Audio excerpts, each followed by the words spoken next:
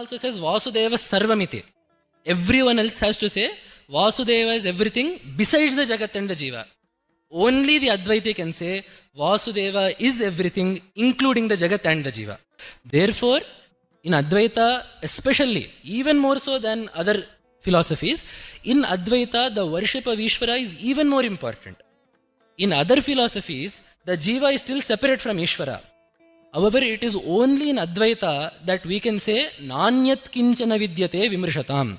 There is nothing other than Ishvara. Every other philosophy will have to say Ishvara exists. Besides Ishvara, the Jiva exists. Ishvara exists. Outside from Ishvara, the Jagat and the Jiva are also there. It is only Advaita which has given Ishvara such a high sthana that even the Jagat and the Jiva do not exist outside of Ishvara. There is nothing that truly exists like Ishvara. In all other philosophies, the Jiva and Ishvara have an equal status. Their satta, the status of their existence is the same. It is only in Advaita where we say Ishvara is even above the Jiva in this nature.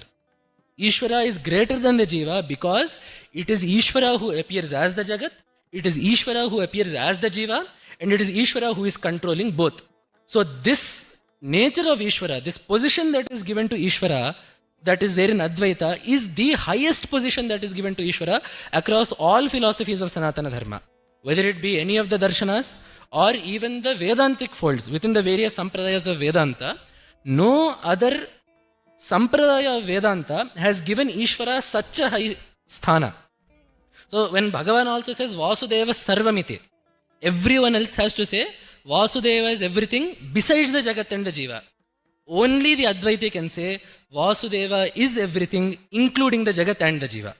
So keeping this nature of Ishvara in mind, Sureshwaracharya gives us a list of what all we have to do if we wish to overcome Maya and obtain moksha.